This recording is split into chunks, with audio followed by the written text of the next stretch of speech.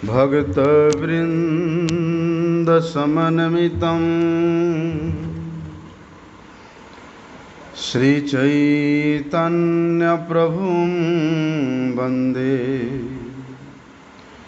नित्यानन्दसहोदितं श्रीनन्दनन्दनं वन्दे राधिका चरणद्वयं गोपीजनसमायुक्तं बृन्दावनमनोहरम्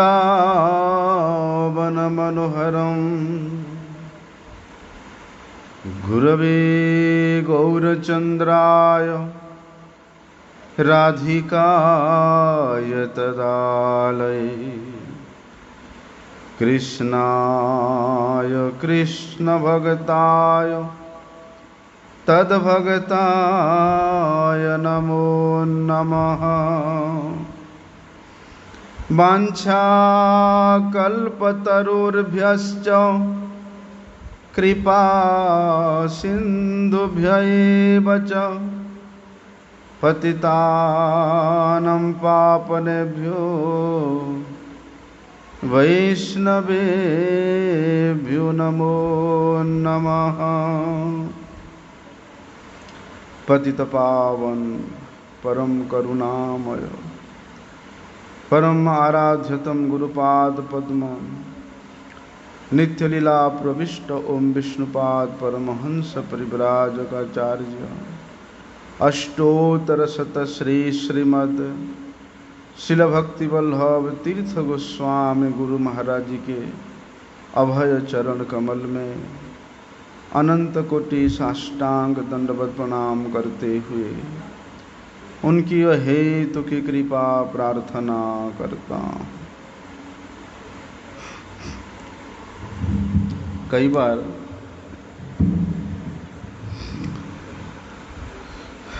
मन में प्रश्न आता है कि माता देवकी के गर्भ में स्वयं भगवान श्री कृष्ण प्रकट होते हैं,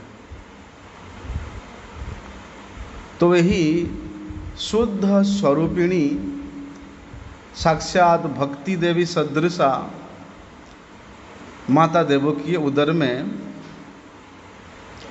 किस प्रकार से वो 6 असुर बालक भी जन्म लिए थे। हाँ, वे असुर बालक थे।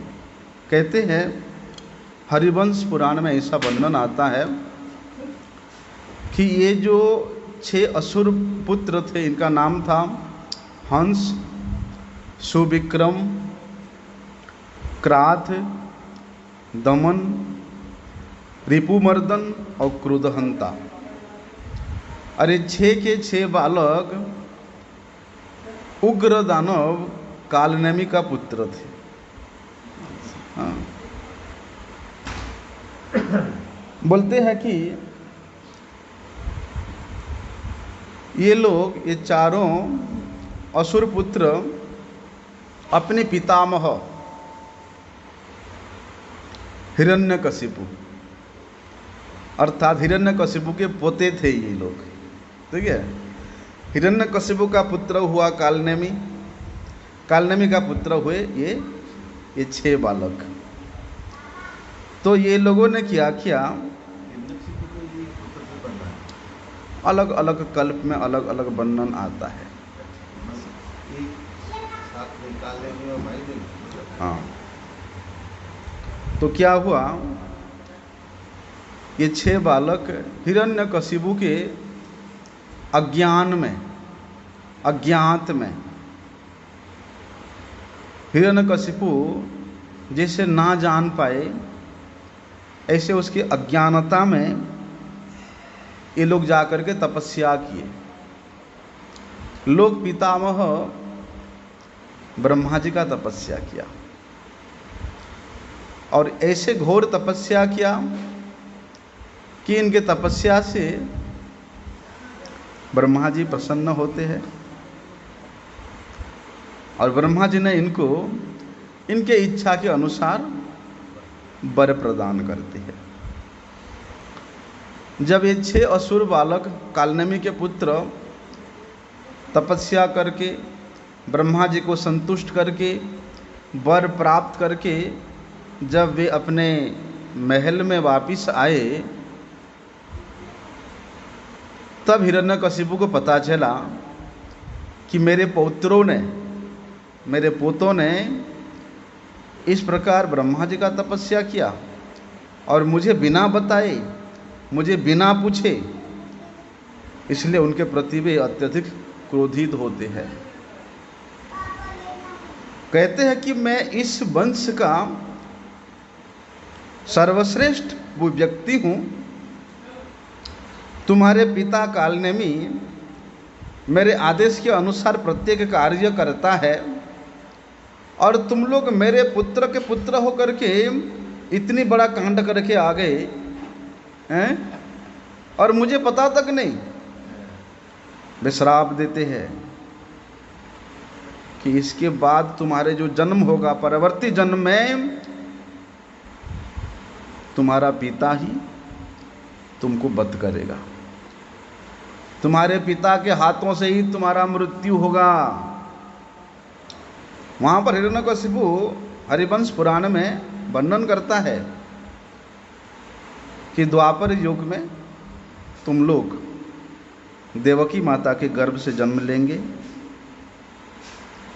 और वहां पर तुम्हारा पिता कालनेमी जो है वो कंस के रूप में जन्म लेगा। हाँ, और कहते हैं, बोलते वही कंस के हाथों तुम 6 के 6 पुत्रों का हत्या होगा, मृत्यु होगा। देखो, इसलिए हिरण्यकशिपु के अभिशाप के कारण ये 6 कालनेमी के पुत्रों का माता देवकी के गर्भ से जन्म होता है और कालनेमी का अवतार कंस के द्वारा उनका निहत भी होते हैं। बोलते ये जो कालनेमी के 6 पुत्र थे, कालनेमी के पुत्र बनने से पहले ये 6 मरीचि मुनि के पुत्र थे। क्या हुआ, लोक पितामह भीष्म ब्रह्मा जी जब एक कन्या को प्रकट करते हैं और उस कन्या के पीछे पीछे कन्या के प्रति आकर्षित होकर के जब ब्रह्मा जी भाग रहे हैं, तो मरीचि के ये 6 पुत्र उसको देख करके उपहास कर रहे हैं कि देखो देखो अपने पुत्री के पीछे पीछे कैसे भाग रहे हैं ब्रह्मा जी। इसे उनको उपहास करते, हास्य करते हैं। बोलते इस प्रकार महत व्यक्ति का अतिक्रम करने का कारण अपराध हुआ था। ब्रह्मा जी महत व्यक्ति है, महत। इसलिए ब्रह्मा जी के प्रति तुम इतने छोटे छोटे कीड़े मकोड़े जैसे तो हो भी नहीं होंगे ब्रह्मा जी के सामने। तो वे किस उद्देश्य से, किस कारण से अपनी द्वारा सृष्ट पुत्री सरस्वती के पीछे धावित हो रहे थे, कुछ नहीं जान करके तुम लोग उनके चरणों में उपहास करने के कारण अपराध किया था। और उसी महत् अपराध के कारण बोलते उन 6 मरीचि मुनि के पुत्रों का असुर जन्म प्राप्त हुआ था। वे कालनेमी के पुत्र हुए थे। लेकिन असुर कुल में जन्म लेने के बावजूद भी उनके अंदर में, उनके मन में, उनके हृदय में बोलते मुनिगत जैसा स्वभाव नहीं गया था। मुनि के पुत्र थे, वो तो अभिशाप से बने हुए हैं, इसलिए वे तपस्या करने के लिए चले गए थे। श्रीमद् भागवत में वर्णन आता है कि माता देवकी श्री राम और कृष्ण से यही प्रार्थना करती है कि आप लोग मेरे पुत्र को ला करके एक बार मेरे दर्शन करा दो, मैं एक बार मेरे पुत्र को अपने स्तनपान कराऊं, मेरे ऐसी इच्छा है। कृष्ण बलराम जब वृंदावन से मथुरा आते हैं, उसके बाद यहाँ अनेक लीला होता है, कंस का वध होता है, माता देवकी और वसुदेव को कारागार से मुक्त किया जाता है, उनको फिर वसुदेव महाराज का फिर अपने राज्य में राज्य सिंहासन प्राप्त होता है। उसके बाद माता देवकी का इच्छा होता है कि सब लोग कहते हैं कि मेरे लाला को भगवान है, हैं? हरे कन्हैया तू भगवान है, तो तेरे से पहले मेरे गर्भ से जो 6 पुत्र जन्म हुए थे, जिसको कंस ने मार दिया था, तू तो भगवान है, तो उस मरे हुए पुत्र को तू मेरे पास लेके आ। उनसे मिलने को मेरा मन बड़े आतुर हो रहा है, मैं उनको एक बार भी अपने स्तनपान नहीं करा पाई, इसलिए उनको मैं अपनी गोदी में लेकर के मेरा स्तनपान कराने का इच्छा है। श्रीमद् भागवत में प्रसंग आता है कि आसन मरीचे 6 पुत्रा और नासाम प्रथम अंतरे देवाहाकम जह शोरवीक्षा सोताम जातिम उदुम्द्यता तेना सोरागमन जोने अधुना वद्य कर्मणा हिरण्यकशिपोर्जाता नितास्ते जोगमायया देवक्या उदरे जाता राजन कंस विहिंसिताः सातान शोचत्यताजां स्वास्ताम इमे अध्यापय अंतिके इत एतान पश्यामो मातृशोकानुपपत्तये ततः शापाद्भिर्मुक्ता लोकं जास्यस्ति विज्वरः शरद्गीतः परिष्वङ्गः पतङ्गः क्षुद्रभुत्स्वङ्गी शनिमे मत्प्रसादेन पुनर्जास्यस्ति सद्गति। भगवान श्री कृष्ण सुतलपुरी में जाते हैं, जहाँ पर महाराज बलि जहाँ का स्वराट है। सुतलपुरी के राजा तो बलि जी है, तो श्री कृष्ण सुतलपुरी में जाकर के दैत्यराज बलि के कहते हैं कि हे दैत्यराज, स्वयंभुव मनमंत्र में, ये स्वयंभुव मनमंत्र की घटना है। स्वयंभुव मनमंत्र में महर्षि मरीचि के भार्जिया उर्ना देवी के गर्भ से बोलते 6 पुत्र जन्म लिए थे, लेकिन दुर्भाग्य ऐसा था कि प्रजापिता ब्रह्मा जी स्वीय कन्या के प्रति आकर्षित होकर के उनका जब पश्चात गमन कर रहे थे, तब वे 6 मुनिपुत्र उपहास करके पाप करने के कारण हिरण्यकशिपो सकाशाद काल नेमि क्षेत्रे, वहाँ वर्णन है हिरण्यकशिपु सकाशाद काल नेमि क्षेत्रे, मतलब हिरण्यकशिपु के पुत्र कालनेमी के पुत्र के रूप में असुर जन्म प्राप्त हुए थे। कौन? वे 6 मरीचि मुनि के पुत्र। बोलते फिर श्री कृष्ण कहते हैं कि योगमाया के द्वारा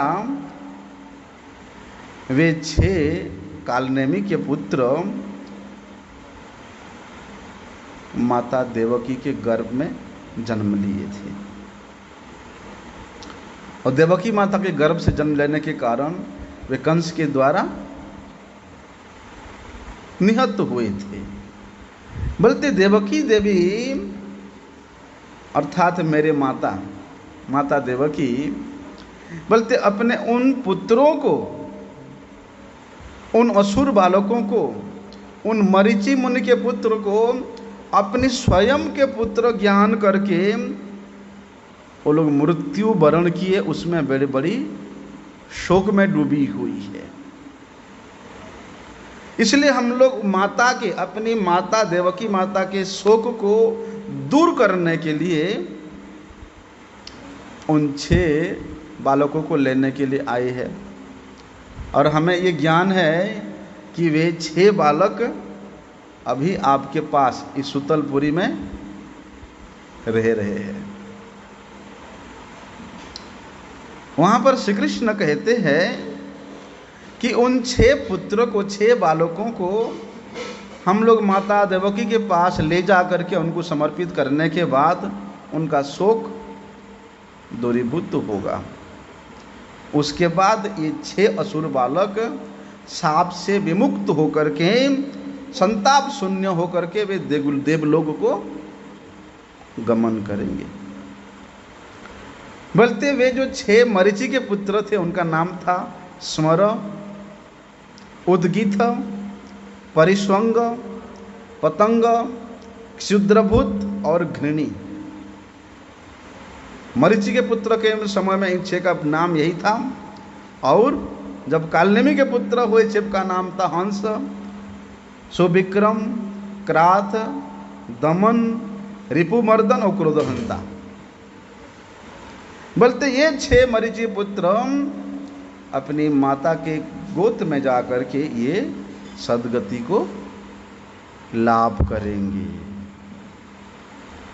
तो प्रश्न यहाँ उठा था हमारा, क्या उठा था? अरे जहाँ जिस गर्भ में शुद्ध सत्व स्वरूप प्रकाश करने वाले भगवान स्वयं, जहाँ जिस देवकी माता के गर्भ में प्रकट हुए थे, बोलते उस महाशक्ति स्वरूपिणी माता देवकी के उदर में इस प्राकृत जो छठ गर्भ है वो किस प्रकार से वहाँ उत्पन्न हो सकता है, किस प्रकार से प्रकट हो सकते हैं, ये कहाँ तक इसका यथार्थता है।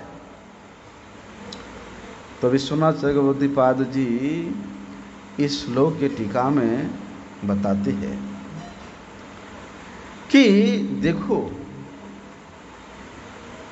कि भगवान सत्य स्वरूप है, शुद्ध सत्व स्वरूप भगवान में जिस प्रकार से समष्टि और व्यष्टि जीव के रूप में अनंत विश्व ब्रह्मांड प्रविष्ट है, अनंत विश्व ब्रह्मांड भगवान के उदर में प्रविष्ट है।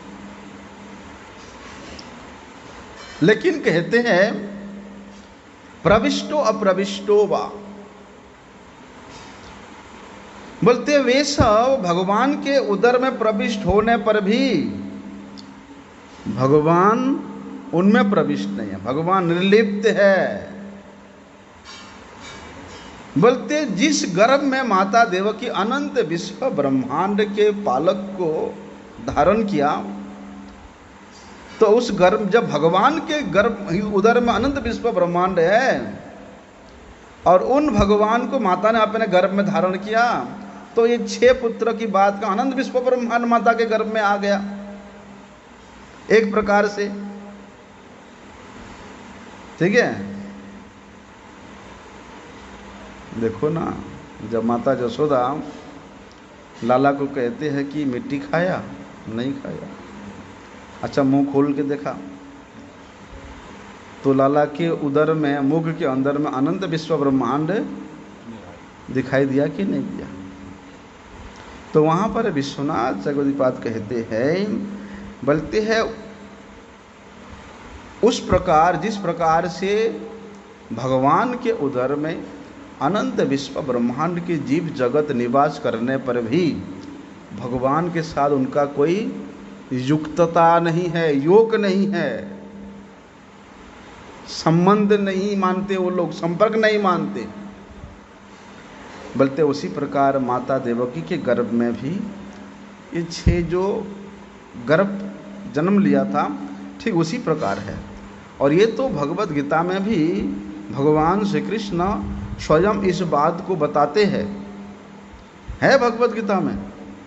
वहाँ लिखा है कि मत्थानि सर्वभूतानि न चाहम तेषु अवस्थितः न च मत्थानि भूतानि पश्यमे जोगमैश्वरम। वहाँ पर वर्णन करते हैं कि संपूर्ण प्राणी मेरे में स्थित है, परा प्रकृति का भी और अपरा प्रकृति का भी। जितने भी जीव जगत है, स्थावर है, जंगम है, चाहे वो परा हो चाहे अपरा हो, वे सब के सब ब्रह्मांड मेरे उदर में स्थित है। क्योंकि मुझे छोड़ करके किसी का स्थायिता नहीं है, मुझे छोड़ करके कोई रह नहीं सकता है। अगर इस मर्त्य भूमि में ये पृथ्वी माता का आधार नहीं होता तो यहाँ कौन रह सकता? संभव है? बोलते उसी प्रकार भगवान को छोड़ करके कोई नहीं रह सकता है। क्यों? क्योंकि वहाँ भगवान कहते हैं मत्थानि सर्वभूतानि, बोलते समस्त प्राणी, संपूर्ण प्राणी मेरे से ही उत्पन्न होते हैं, संपूर्ण प्राणी मेरे से ही मेरे में स्थित होते हैं और अंत में मेरे में ही लीन हो जाते हैं। मतलब ये समस्त प्राणियों का उत्पत्ति, स्थिति और प्रलय, मतलब जो कुछ भी परिवर्तन होता है वो सब मेरे उदर में ही होता है, मेरे द्वारा ही होता है, मैं ही उन सब का कारण हूँ। इसलिए वे सब प्राणी जब मेरे में स्थित है तो वहाँ कहते न चाहम तेषु अवस्थित। भगवान वहाँ दो बात बताते हैं, समझने वाली बात है, ध्यान देना, कि मया ततम इदम सर्वम जगद अव्यक्त मूर्तिना। एक बात तो ये है, कहते हैं कि मैं संपूर्ण जगत में स्थित हूँ। दूसरी बात कहते हैं कि मत्थानि सर्वभूतानि, कि मैं उन सब में स्थित हूँ। ये तो विरोधाभास हुआ। कैसे? देखो,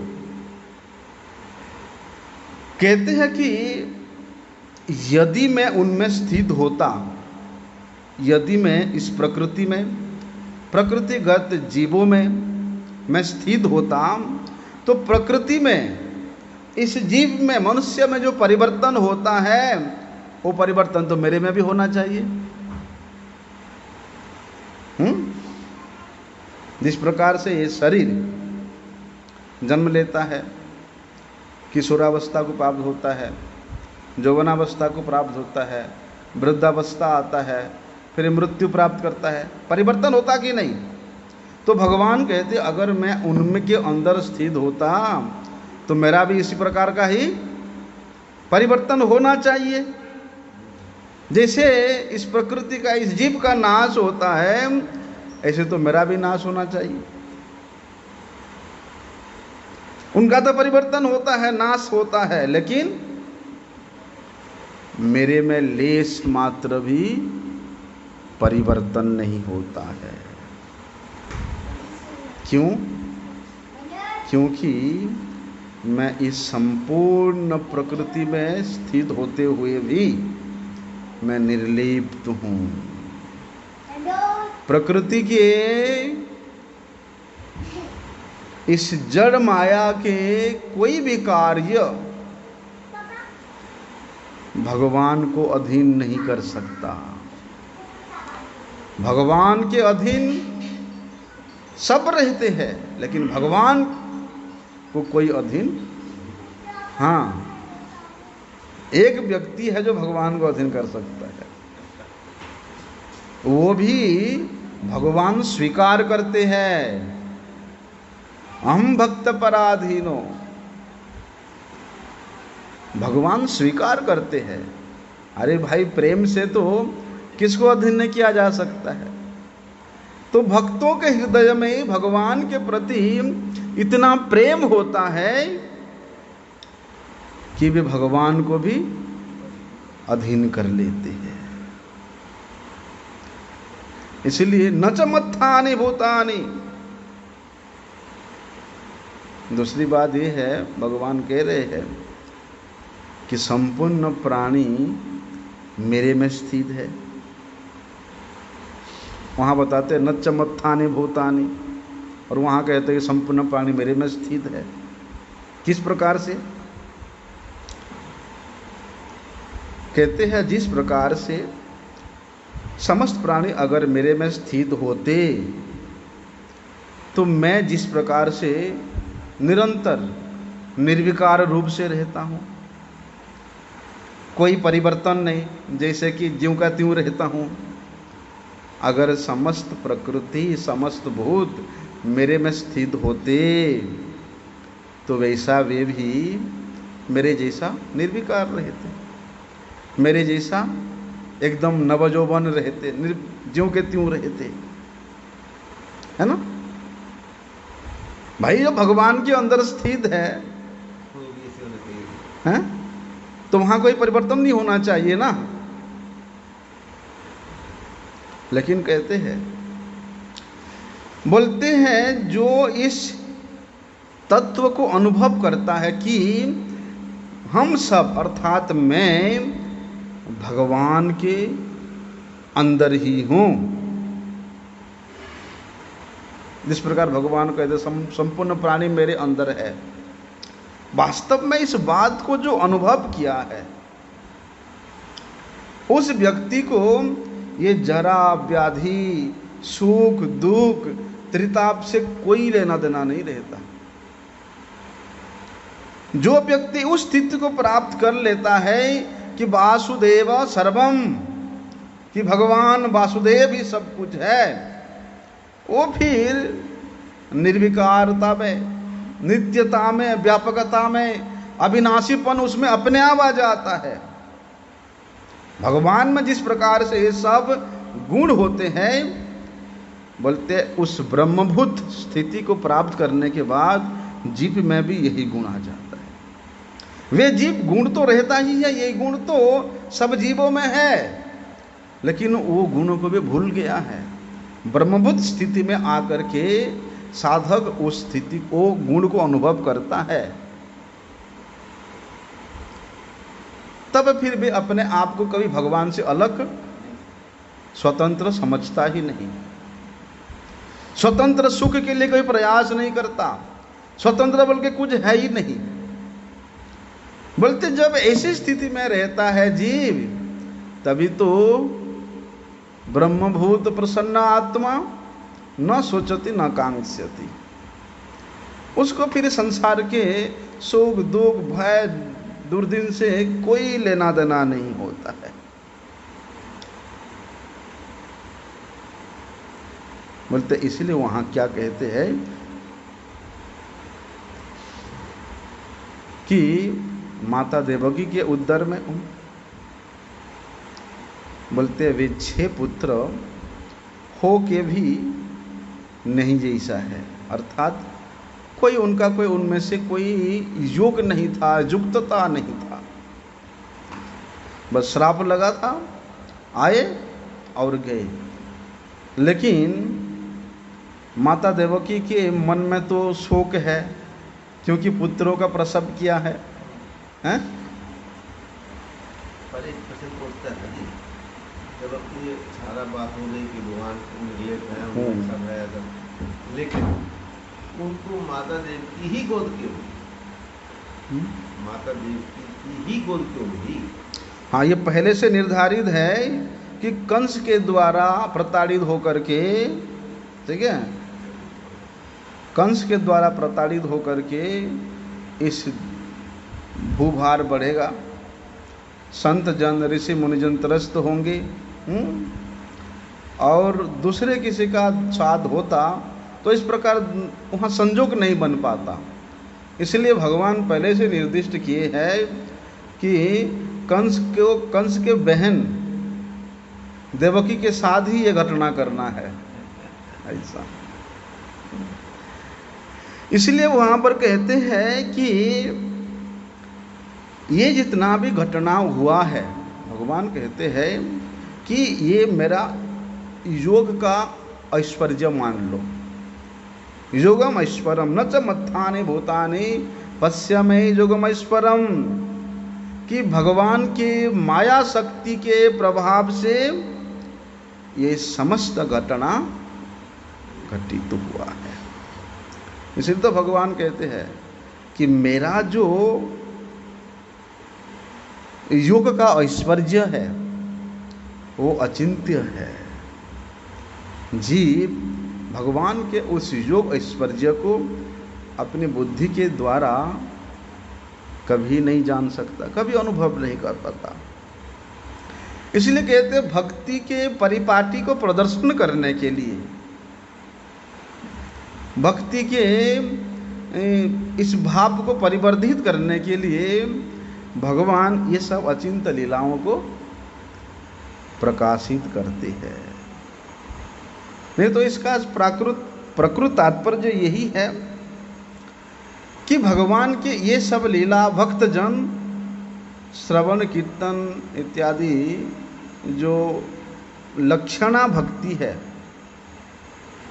श्रवण कीर्तन आदि लक्षणा भक्ति के द्वारा ये सब भक्तजन स्मरण करके, भगवत लीला को स्मरण करके भगवान में प्रीति उत्पादन करेंगे। वास्तव में इसका प्रकृत तात्पर्य तो यही है। नहीं तो कहते हैं ना,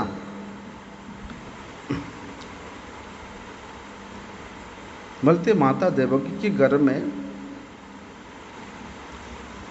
ये जो 6 प्रकार के असुर बालक का प्रकट होना, जन्म लेना, इसका हमारे गौड़िया वैष्णवों ने इस प्रकार का अर्थ व्यक्त करते हैं।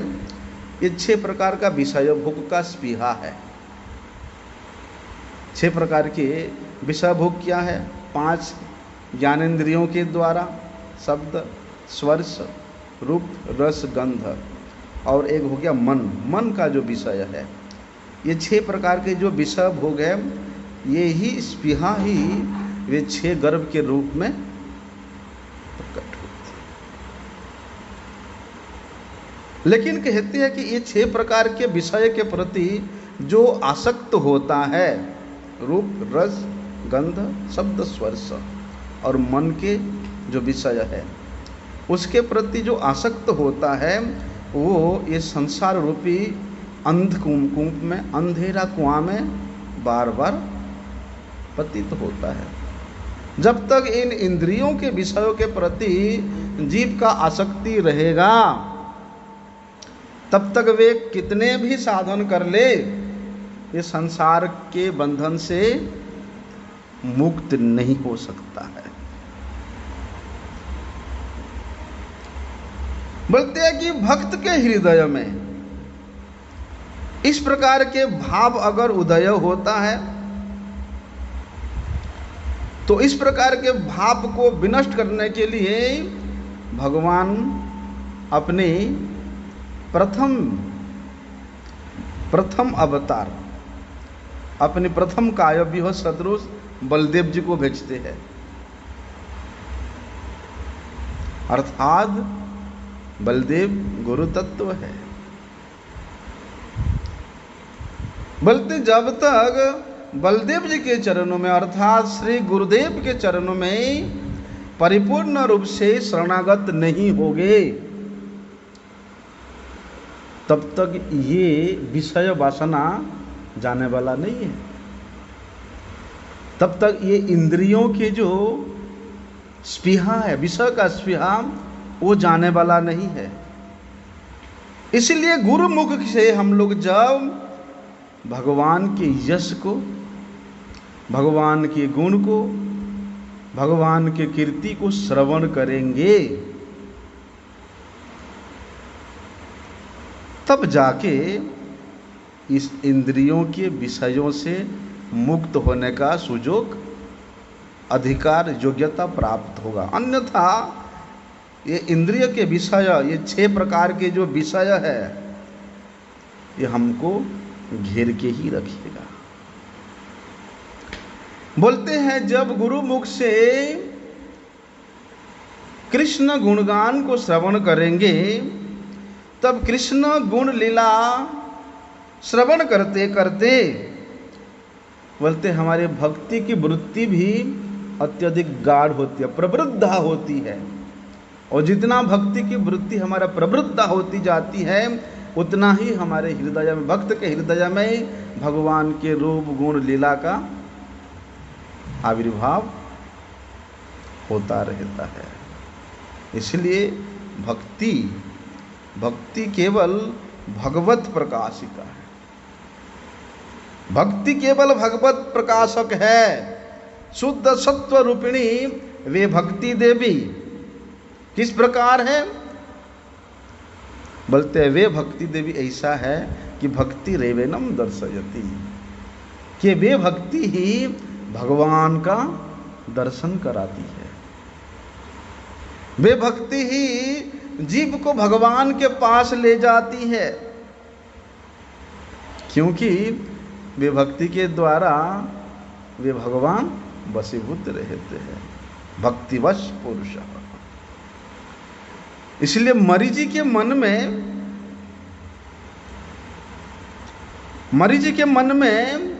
वे 6 प्रकार के पुत्र उत्पन्न हुए थे। इसलिए श्रुति वाक्यों से जाना जाता है कि मरीचि जो है ये मन के अवतार है, भगवान के मन के अवतार है मरीचि। और मरीचि के मन से ये 6 गर्भ जन्म लिए थे। इसलिए मरीचि का 6 पुत्र ये क्या है? मन का भोग करने वाला विषय है। और मन का भोग करने वाला विषय हमेशा क्षणभंगुर होता है। मन का भोग करने वाला विषय कभी भी परिपूर्ण नहीं होता है, कभी भी अक्षुण्ण नहीं होता है, वे क्षणस्थायी होता है, बहुत सीमित होता है। इसलिए ये मन के विषयों के प्रति अगर किसी का आसक्ति है, मन के विषयों के भोग करने का किसी का अगर इच्छा है, तो आत्मा का जो विषय परमात्मा है उसके प्रति फिर हमारा रुचि नहीं होगा। इसीलिए माता देवकी से भगवान का प्रादुर्भाव हुआ। क्यों? क्योंकि माता देवकी वे साक्षात भक्ति स्वरूपिणी है। कैसे? देखो, जब ये मन के भोग के विषय जब अपसारित होते हैं, है ना, ये इंद्रियों के 6 प्रकार के विषय जब हमारे हृदय से दूरीभूत होते हैं, तब हमारा हृदय वहाँ पर परिष्कार होता है, मार्जन होता है। बोलते उस मार्जित हृदय में फिर भगवान प्रादुर्भूत होते हैं। इसलिए भयात् कंसः, श्रुति वाक्य कहता है भयात् कंसः। बोलते कंस ये भय का अवतार है। हाँ, सारे वो डरते रहता है। हाँ, कंस भय का अवतार है। इसलिए ये भक्ति गर्भ से देवकी माता, जो कि इस भक्ति स्वरूपिणी है, उस भक्ति के गर्भ से ये जो 6 प्रकार का विषय जागृत हुआ है, ये संसार के भय को बढ़ाने वाला है।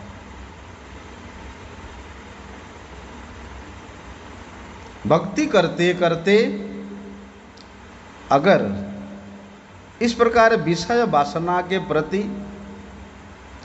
इंद्रियों के वासना के प्रति ये तुच्छ विषय के प्रति अगर आसक्त मन होता है, तो वहाँ फिर भय रहता है। हाँ, वहाँ भय रहता है। जब द्वितीय अभिनिवेश निवेश रहेगा तभी भय होता है। हमारा अभिनिवेश, हमारे मन का अभिनिवेश केवल मात्र भगवान में होना चाहिए, तब जाके हम निर्भय हो सकते हैं। अगर भगवान में नहीं हो करके इन विषयों के प्रति हमारा मन का अभिनिवेश होगा तो हमेशा कंस का डर रहेगा, वहां कंस का भय रहेगा। इसलिए वे 6 पुत्रों का जन्म तो भय में ही हुआ। माता देवकी जानती थी कि कंस इनको मार ही देगा, इसलिए भय के अवतार कंस के द्वारा ये 6 पुत्रों का निधन होता है। बोलते विषय निवृत्त होने से, विषय वासना जब निवृत्त हो जाता है तब भक्ति के गर्भ में भगवान के यश को बढ़ाने वाले, भगवान के परिचर्या को अति उद्भासित करने वाले, प्रेम भक्ति को बढ़ाने उदय कराने वाले, बोलते हैं जब देवकी के गर्भ से ये 6 प्रकार के विषय निवृत्त होता है तो भगवत यश का जो निवास स्थान है, भगवत कीर्ति का जो निवास स्थान है, वो फिर वहाँ पर आकर के माता के उदर में शैया, आसन, छत्र, पादुका हैं। बोलते इन सब भावों से सप्तम गर्भ के रूप में साक्षात अनंत देव जी, साक्षात बलदेव जी वहाँ पर आविर्भाव होते हैं। बोलते इसी प्रकार साधक भी भजन करते करते, साधन करते करते अगर इन इंद्रिय के विषयों के प्रति वो आकर्षित होता है तो तब तक उसको कंस रूपी भय सताता रहता है। और जब वे विषय वहाँ से अपसारित हो जाते, निवृत्त हो जाते हैं, तो वहाँ भगवद इच्छा से गुरु का प्रवेश होता है।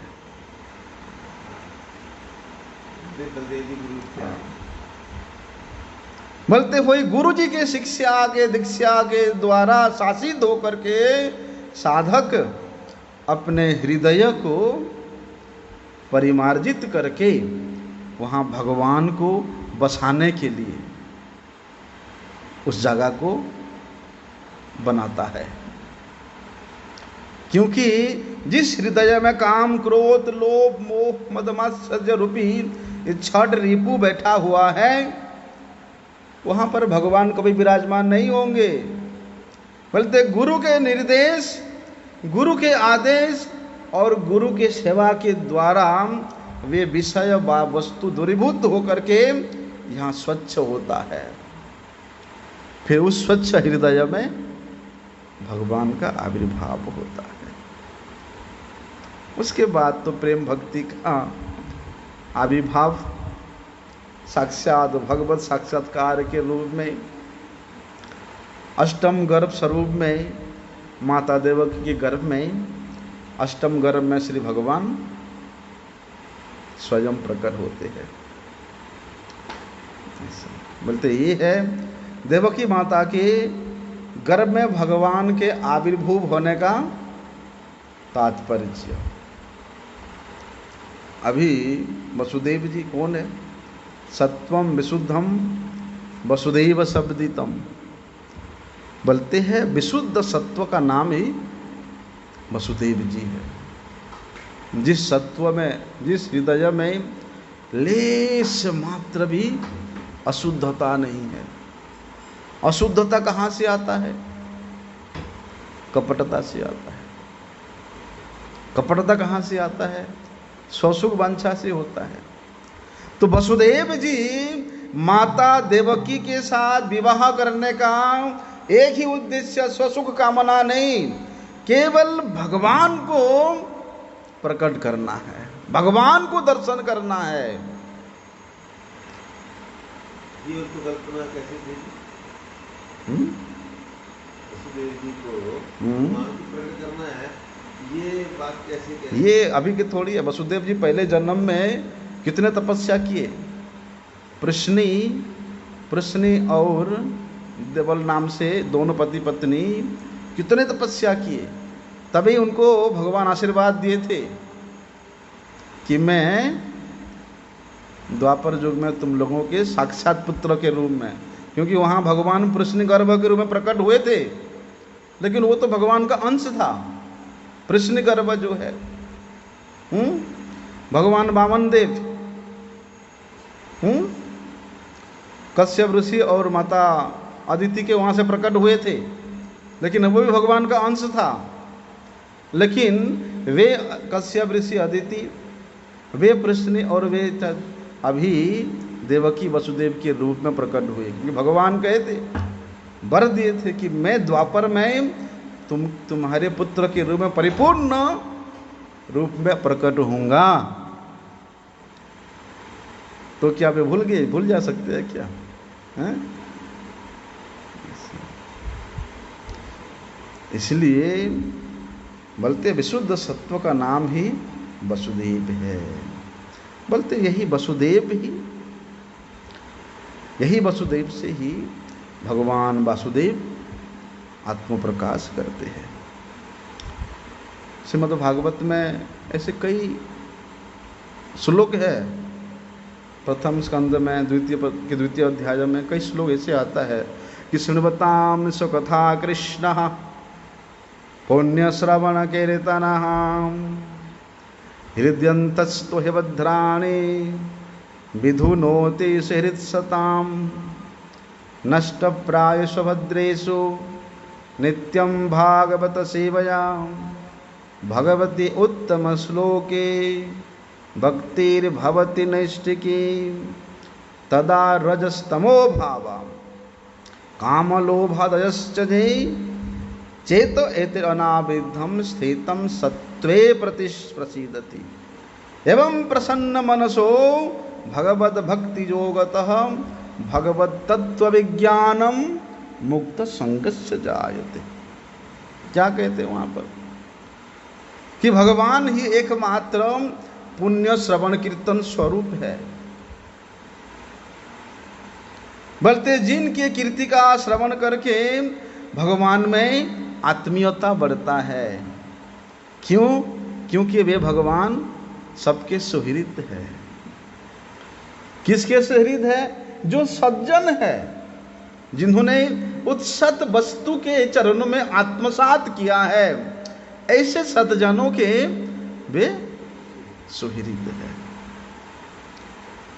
इसलिए कृष्ण स्वयं अपने नाम रूप गुण लीला को जो श्रवण करते हैं, उनके हृदय में हमेशा विराजमान रहते हैं।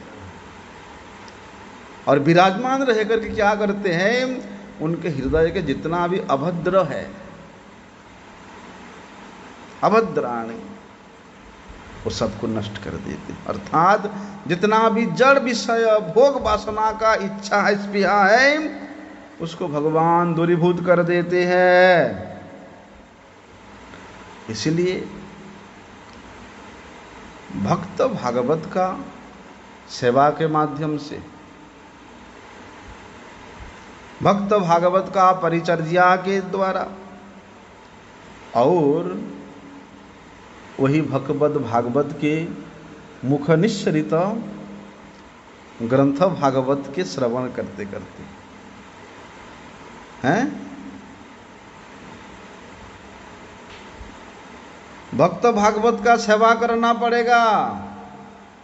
और वही भक्त भागवत के मुख से ग्रंथ भागवत का श्रवण करना पड़ेगा, तब जाके हमारे अनर्थ निवृत्ति होगा।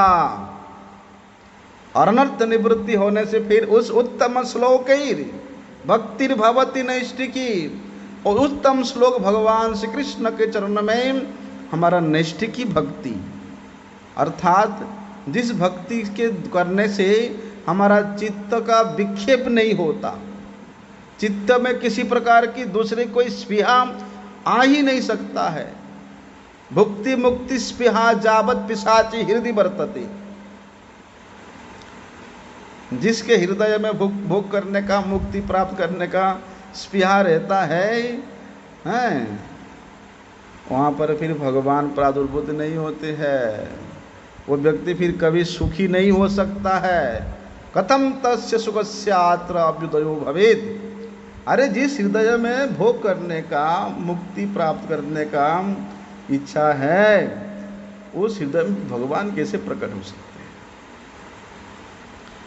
इसलिए वो भुक्ति मुक्ति स्पृहारूपी जो पिशाची है, वो कैसे हमारे हृदय से जाएगा? बताते हैं, सुनबत सकथा कृष्ण पुण्य श्रवण कीर्तन। बोलते भगवान की भक्तों के मुख से भगवत कथा श्रवण करना और उन भक्तों का परिचर्या करना, सेवा करना, तब जाके भगवान में अचला भक्ति का उदय होता है।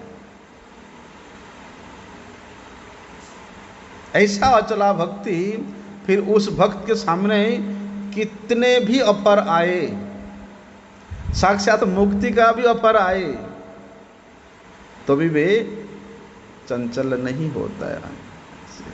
तब जाके रजो गुणस्तमो भाव।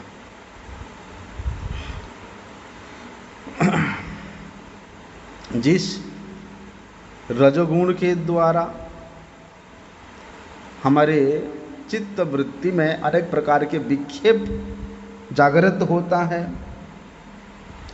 काम क्रोध लोभ मोह मात्सर्य रूपी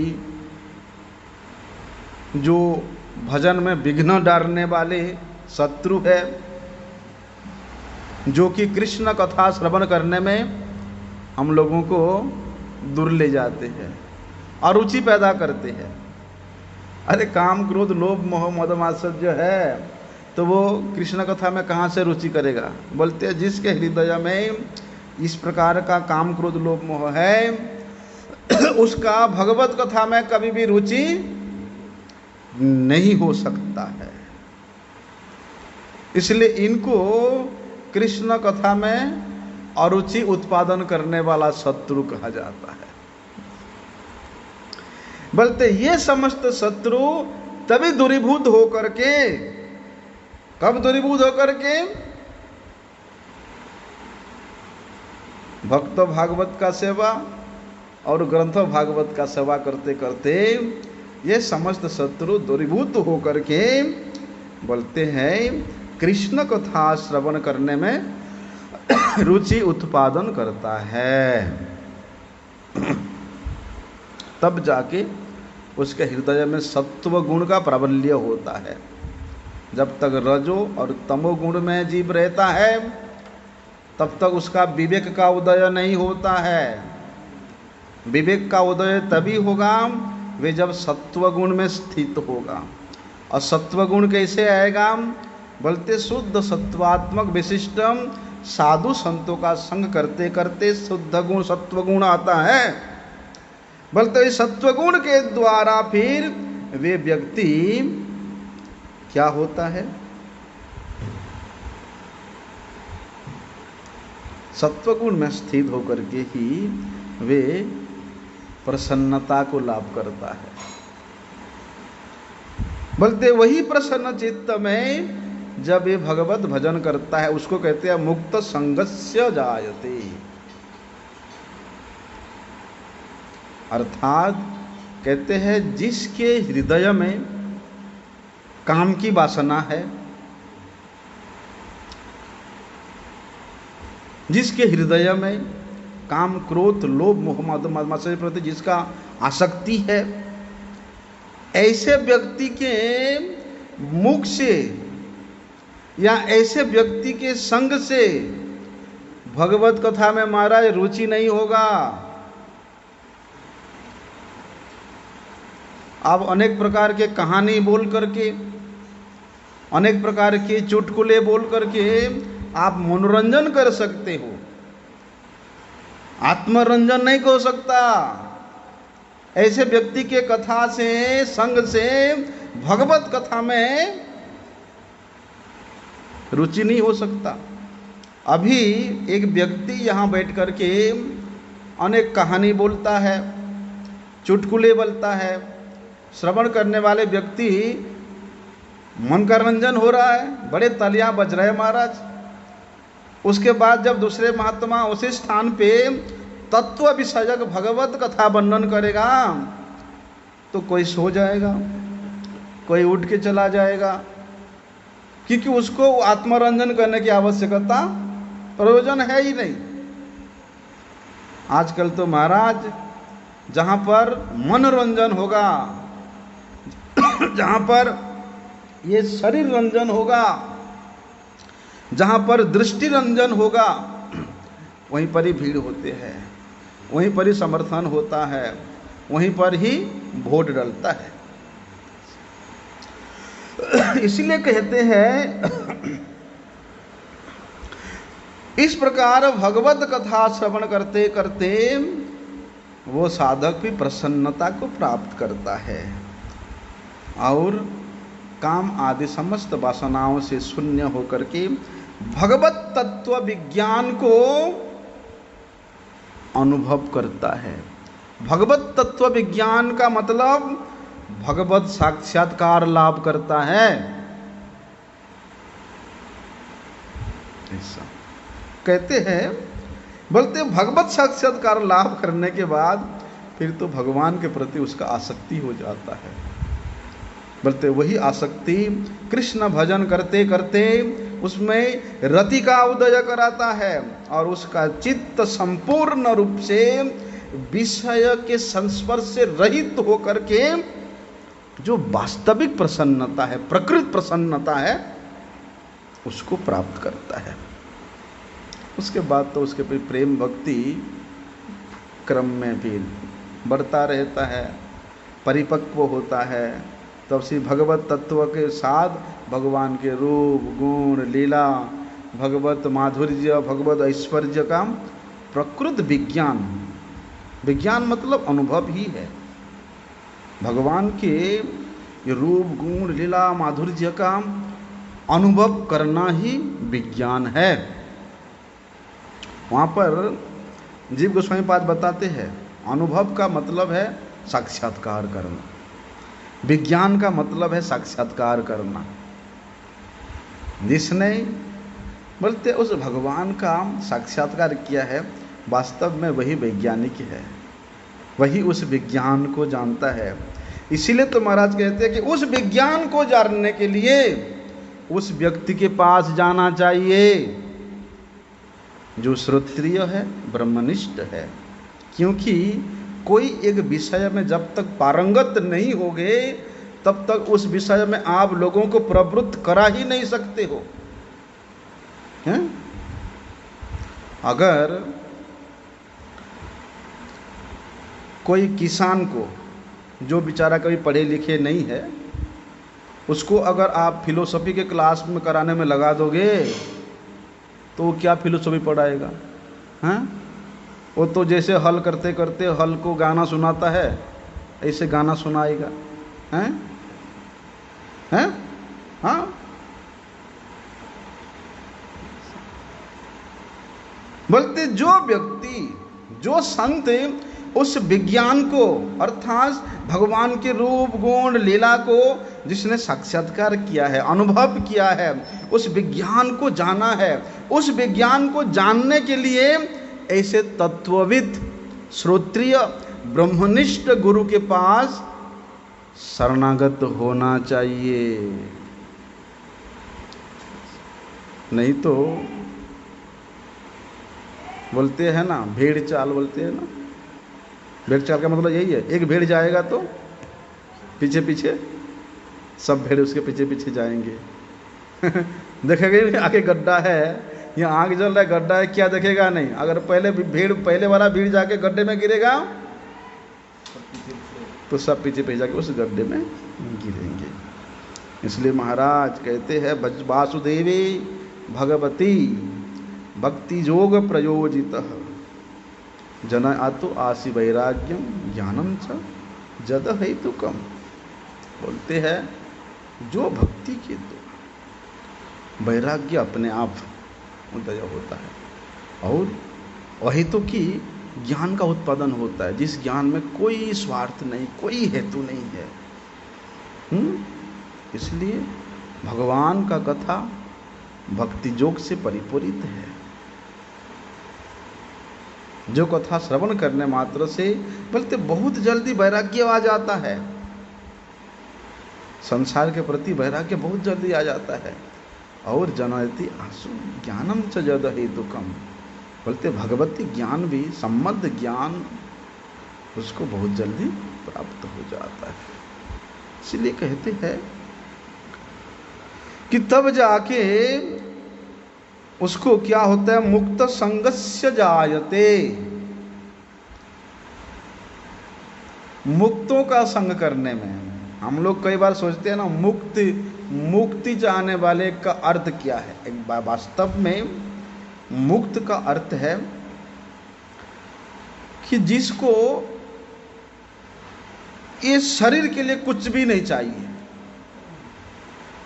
वास्तव में वे मुक्त है। और मुक्ति के पति तो स्वयं भगवान है, मुक्तिपद है भगवान हैं।